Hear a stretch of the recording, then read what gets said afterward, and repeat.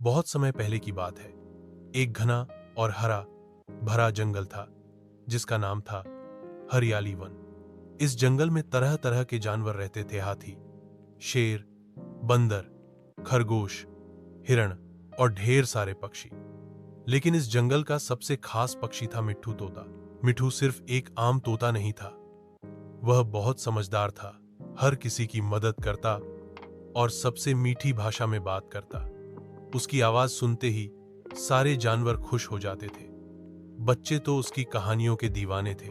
मिट्ठू का घर एक बड़े से आम के पेड़ पर था। वह हर सुबह जल्दी उठकर भगवान का धन्यवाद करता, कुछ मीठे बोल बोलता और फिर उड़कर जंगल के बच्चों को नैतिक कहानियां सुनाने चला जाता। एक दिन दूर दराज के इलाके से एक चालाक लोमड़ी उस जंगल में आई।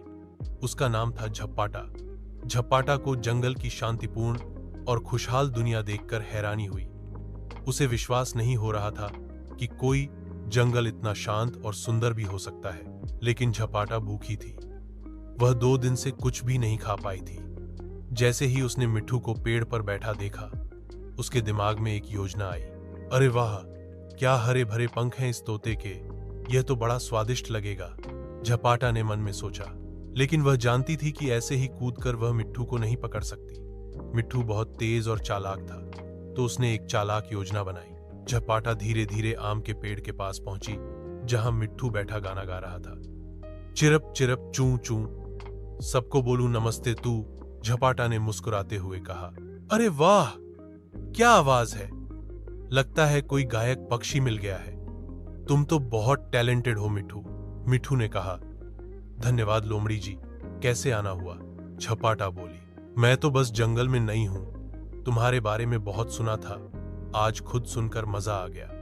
क्या तुम मेरे लिए एक प्यारा सा गीत गा सकते हो? मिट्ठू मुस्कुरा गया। वह जानता था कि यह लोमड़ी भूखी है और उसे फौंसाना चाहती है। गाना तो जरूर गाऊंगा, मिट्ठू बोला, लेकिन पहले आप यह बताइए कि क्या आपने आज कुछ खाया? झप्पाटा थोड़ी असहज हो गई, फिर बोली, नहीं, असल में 2 दिन से कुछ नहीं खाया।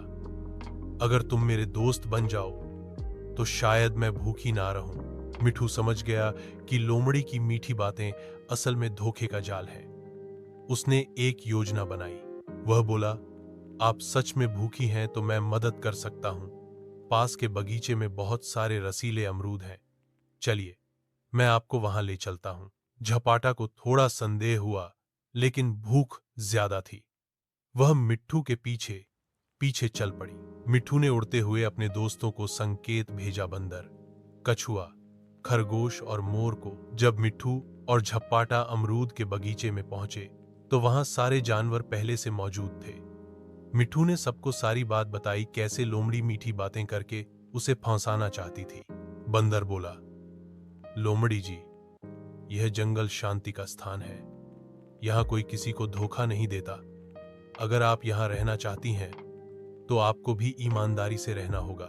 कछुआ ने कहा, हमें तो मिट्ठू ने कई बार खाना खिलाया है, उसकी जान बचाई है, और आप उसे खाना समझ बैठी? शर्म आनी चाहिए। झप्पाटा को बहुत शर्म आई। वह रो पड़ी और बोली, मुझे माफ कर दो, मैं भूखी थी इसलिए ऐसा किया। अब से मैं सबकी मदद करूंगी और कोई चालाकी नहीं करूंगी। सभी जानवरों ने उसे माफ कर दिया और उसे खाना खिलाया। मिट्ठू ने उसे कहा, देखो झप्पाटा, चालाकी से नहीं, समझदारी और दया से दोस्त बनाए जाते हैं। उस दिन के बाद से झप्पाटा पूरे जंगल में मिट्ठू की सबसे अच्छी दोस्त बन गई। अब वह भी बच्चों को नैतिक कहानियां सुनाती थी और सबकी मदद करती थी।